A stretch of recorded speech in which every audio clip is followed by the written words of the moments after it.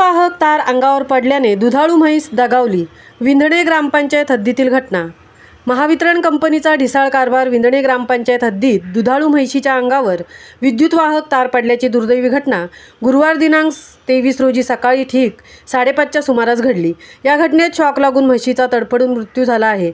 या संदर्भात पशुसंवर्धन अधिकारी, पोलीस कर्मचाऱ्यांनी सदर घटनेचे पंचनामे केले आहेत। मिळालेल्या माहितीनुसार विंधणे ग्रुप ग्रामपंचायत हद्दीतील शेतकरी लहू भिवा भोईर हे आपल्या कुटुंबियांच्या उदरनिर्वाहासाठी दुधाचा व्यवसाय करत आहेत। त्यांच्या गोठ्याजवळून महावितरण कंपनीच्या विद्युतवाहक तारा जात आहेत।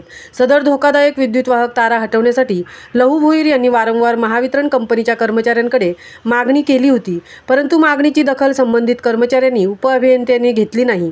गुरुवार दिनांक 23 रोजी सकाळी 5:30च्या सुमारास लहू भोईर यांच्या गोठ्याजवळील एका म्हशीच्या अंगावर विद्युतवाहक तार पडल्याची दुर्दैवी घटना घडली। यावेळी म्हैस तडफडून हंबरडा फोडू लागल्याने लहू भोईर यांचे कुटुंब झोपेतून जागे झाले।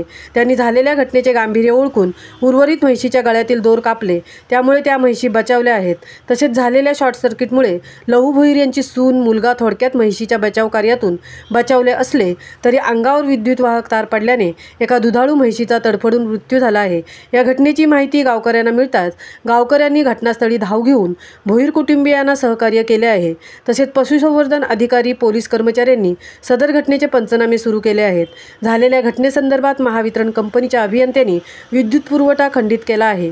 महावितरण कंपनीच्या गलथान कारभारामुळे सदरची दुर्दैवी घटना घडली आहे, तरी लहू भोईर यांच्या कुटुंबियांचे उदरनिर्वाहाचे साधन हिरावण्याचा प्रयत्न करणाऱ्या महावितरण कंपनीच्या कर्मचारी, अभियंत्यांवर कारवाई करावी। तसेच भोईर कुटुंबियांना नुकसान भरपाई तात्काळ उपलब्ध करून देण्यात यावी। राजू मुंबईकर, नामदेव एम ठाकूर, सामाजिक कार्यकर्ते, महामुंबईसह अनंत नारंगीकर, उरण।